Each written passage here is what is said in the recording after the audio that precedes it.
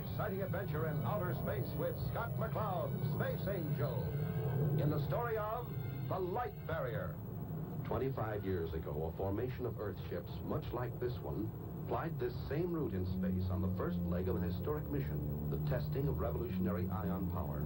For causes unknown, the mission ended in failure, resulting in the loss of one of Earth's all-time great astronauts, Major Eddie Colfax. Now, a quarter of a century later, a new mission aims for the old objective, the testing of ion power, a crack at the light barrier. And fate, which handed the reins of the mission to an eager young scientist in the long ago, now picks the same man for the same task, Professor William Mace. Penny for your thoughts, Father. What? Oh, was I that obvious, honey? Mm-hmm. I guess I was just staring at Scott's back sitting there. I was thinking how much he looked like Eddie Colfax. 25 years ago. Oh, it's a crazy feeling, as if it were happening all over again. Just as before. Oh, why do you torture yourself with the memory? Well, that memory has served to remind me of my half of the bargain with Eddie. He died keeping his end of the deal. And if I have to work another 25 years to make that blooming ion engine work, I'll do it. You won't have to, Father. It'll work. I know it will. Right as rain, Professor. You'll break the light barrier with it. It'll revolutionize space travel. You will be famous. Why, you... Sure. Do you think I give a hang for any of that? All I want is for the darn thing to work. Then maybe I'll know there's a reason for Eddie's going. Skipper, atmosphere coming up fast. Right, Forrest. Strap in, gang. Starduster to Jupiter Control. Coming in with 3 chicks on Earth-Jupiter space lane. Please advise landing procedure. Roger, Starduster. Activate automatic landing code 57 in 10 space units. Jupiter out. Wilco, Jupiter. Hello, chicks. This is Mother Hen. Ready switchover to landing code 57. Jupiter orbital approach guidance control. Ready switchover. 3, 2, 1. Now.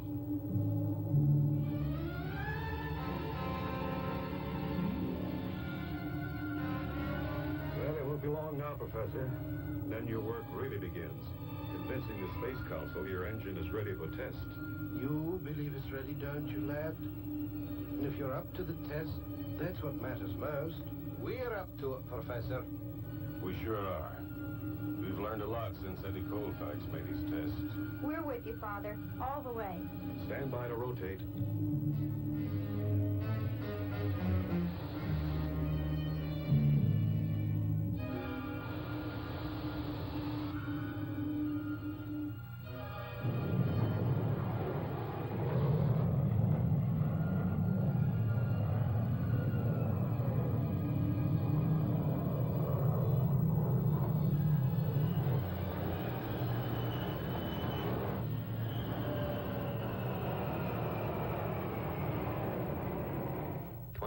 Years ago, the testing of scientific devices was carried on by planets individually, but certain devices were utilized by some for purposes of war and destruction. And so the major planets of the solar system formed a body called the Universal Space Council, which now controls all scientific devices of a potentially destructive nature. I like this traveling sidewalk. Guess they know spacemen don't like walking. Walking's not so easy on Jupiter. It has a heavy gravity. You worried, Father? Yes, I am. The Space Council may not approve these tests. We'll soon know. The council meets in half an hour. Universal Space Council headquarters are located on Jupiter. Here, the council meets in never-ending session. And here it is that Professor Mace must appeal for permission to test his ion engine. It is with great pleasure that the chair now recognizes the distinguished scientist and delegate from Earth, Professor William Mace.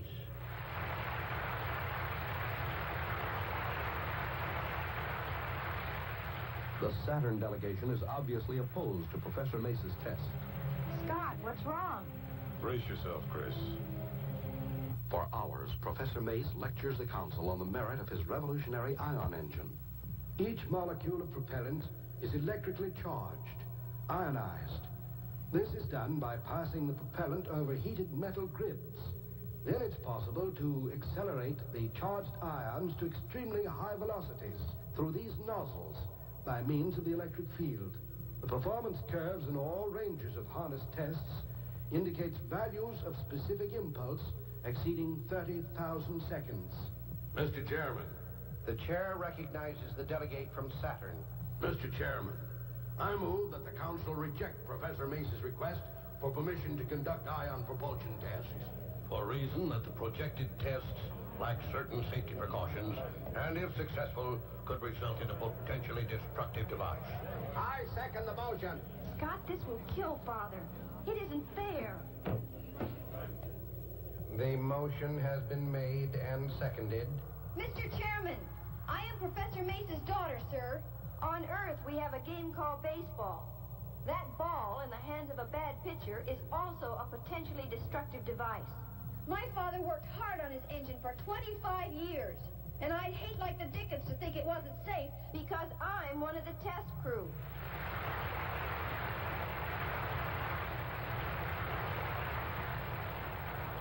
Scott, she was never going on the test. She is now. Well, Chris, I think you turned the trick. That should be Father now. How'd we do, sir? We did it. Here's our authorization to proceed with Project Ion Engine. Oh, wonderful. Great. What did they do? Supreme Council said okay to the whole shooting match. Okayed the test plan, the crew. Even agreed to pick up the tab when Earth gets around to making him a bill. Then we're ready to roll. Only one condition. Council wants us to use complex score for a launching station. That's way out in Pluto's orbit. Guess they don't want us near any of the inhabited planets. Just in case anything goes wrong. I'm so happy for you, Father. We've got our chance, and we must not fail. Don't worry, Father. This time it will work. It has to, Chris. It has to. Prepare our ships for blastoff. Clear the area for blastoff. Ready, 1 and 2.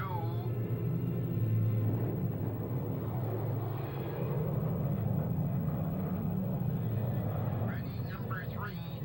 Blast off.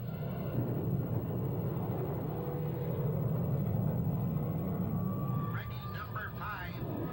Blast off.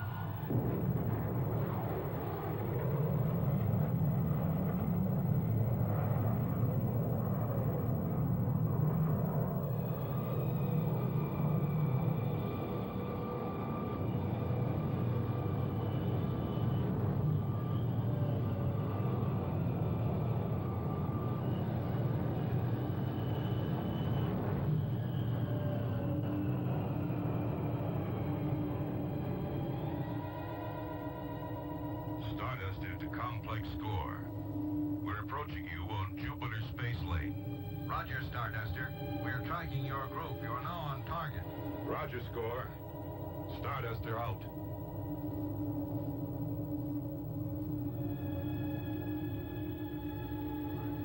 That's the group that's going to break the light barrier. What happens when you reach the speed of light? You become light, I guess. Then what? Nobody knows yet. Eddie Colfax never came back. Taurus, do you have a visual on the complex yet? Aye, Skipper. She's coming up fast. Range is 1,200 astroleagues, Scott. Switch on the forward view scope. Starduster to complex score. We're approaching on Jupiter Space Lane. Roger, Starduster. Been expecting you. Switch to automatic landing control. Channel 2-3. Roger, control. You get that, chicks? Roger, Starduster. Switching to remote control channel 2-3. There she is. It won't be long now, Father. There's a lot of work to do yet, honey. Stand by for tube landing. Correct angle of approach up 2 degrees. Very good, Starduster. On target.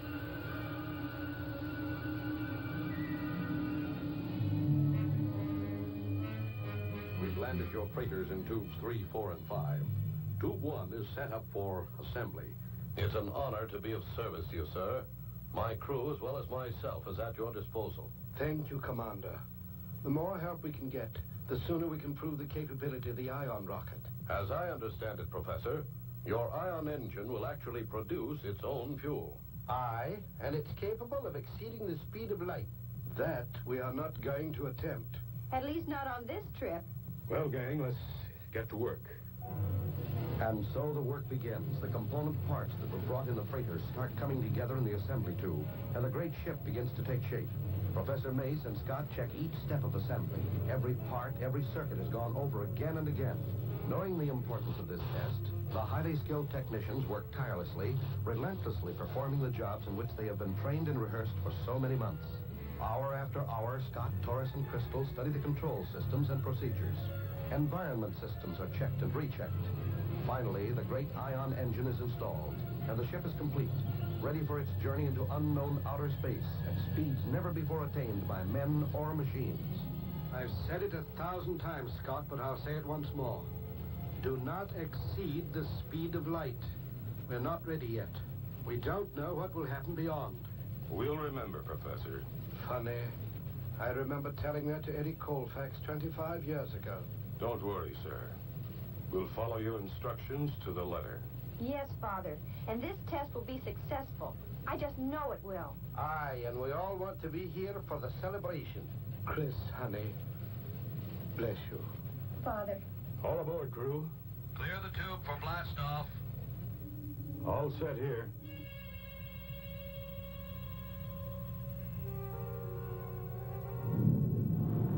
Reactors go.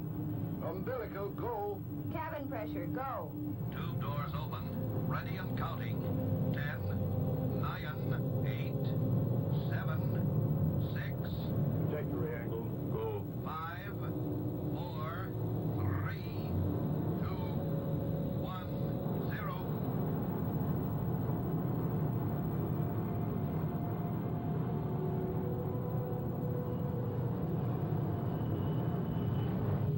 First stage away.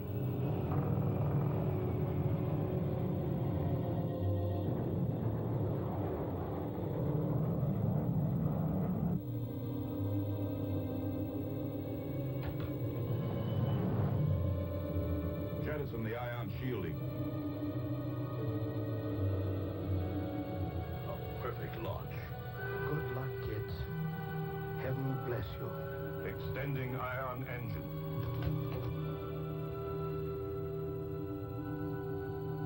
Engine temperature and speed rating. Speed, 0.3 and rising. Engine temperature 2700 and rising. More power, Torres. Speed, 0.5 and rising. What do you read, Torres? Ion generator is operative. You have power. Acceleration is steady. Okay. Cutting in ion power. Hang on.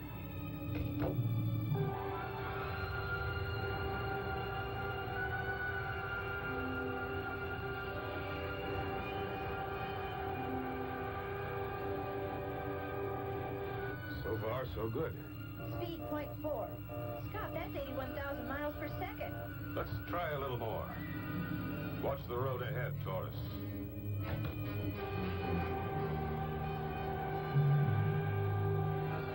Speed, 0.5. 5 and rising fast. Scott, what happens if we have to turn? At this speed, we can't turn. Meteorite collision course. Up there. What happened? We hit it. I swear we hit it. We didn't just hit it. We vaporized it. Check instruments for any sign of damage. All go here. Same here. No damage to the outer hull. It didn't touch us. Our leading force wave powdered it. Just the same, I wish you'd watch where you're going. If it'd been much bigger, it would have powdered us. I saw it coming about 20,000 miles off. That would give you about a half a second to get out of the way. You're just getting slow. Advancing to 3/4 power.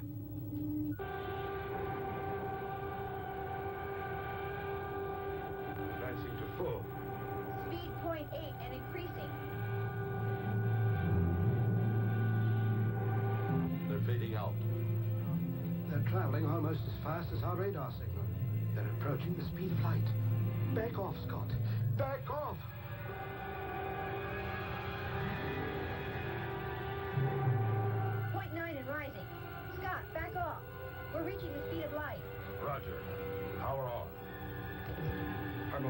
carry us.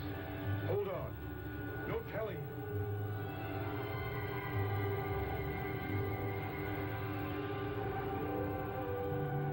Everything's fuzzy. What's happening to us? Retro rockets.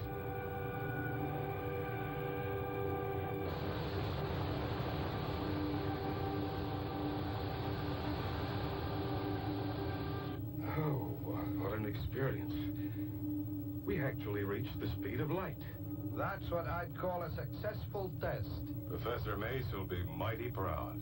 I can't wait to see Dad's face. We'll slow to 10,000 MPS before turning.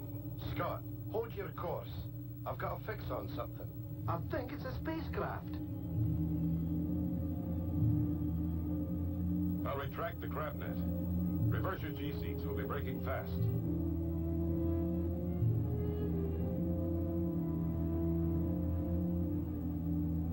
Net in. Okay, firing braking rockets.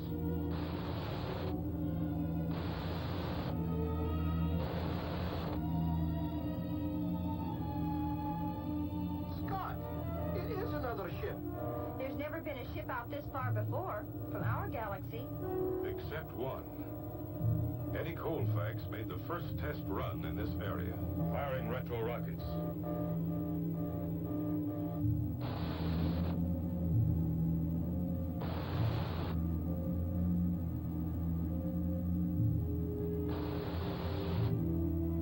Horace, what's the distance of that other craft now? About 5,000 Astraleague, Skipper, on a parallel course. Its speed is about 10,000 MPS, Scott. We'll set the guidance control to match his speed. Easy does it. Coming up fast on port side. The design looks familiar, Skipper.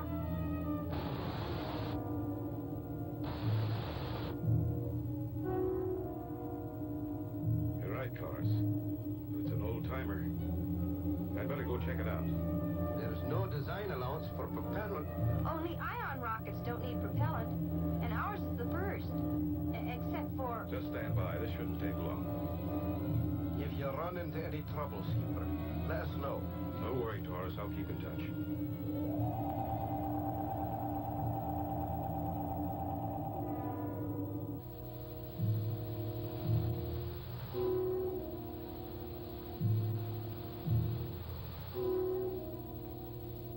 Oh, Taurus, do you suppose there's anyone inside? I don't know, lass, but we'll soon find out. Oh, no, it can't be. The pilot is seated at the controls. There's no pressure inside, but he's wearing a space helmet. Is he alive? I'm going in and see. Oh, this is awful. He must have been out there a long time. Emergency door open. I'm going in now. Is he... He's alive. I'm bringing him out.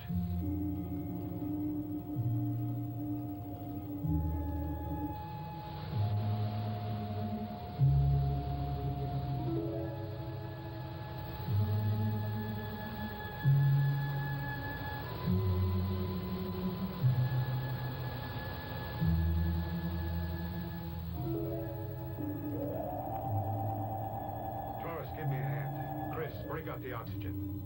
He's in a coma. Eddie Colfax? It just isn't possible. Possible or not, here he is, alive. And the same age as when he launched 25 years ago. He and Dad were about the same age then. About 30. But how, Scott? How? I guess the coma. Like hibernation. But don't ask me to explain Einstein's theory of time and relativity. I guess your dad's first ion engine was good, too. Colfax must have approached the speed of light to reach this space void. He's coming around. This must be the place.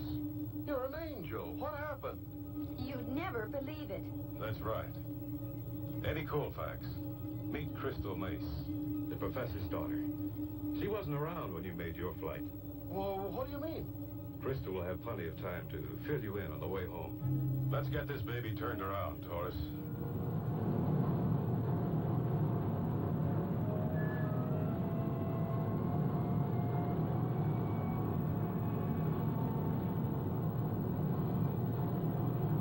Professor, we've got them. They're coming back. Thank heavens they're safe. Let's get down to the tube and meet them.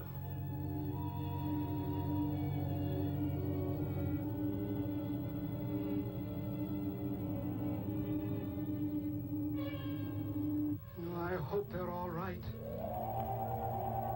Scott, Chris, bless you. The engine worked. Both of them work, Professor. Ours and Eddie's. Hi, Bill. Eddie Colfax. I can't believe it. Takes a bit of getting used to. This test has proved more than the capability of your ion engine, Professor. Eddie's 25 years in space will prove a lot of theories on time and relativity. Well, come on, everybody. We've got some celebrating to do. Don't miss the next exciting adventure with Taurus, Crystal, and Scott McCloud. Space Angel.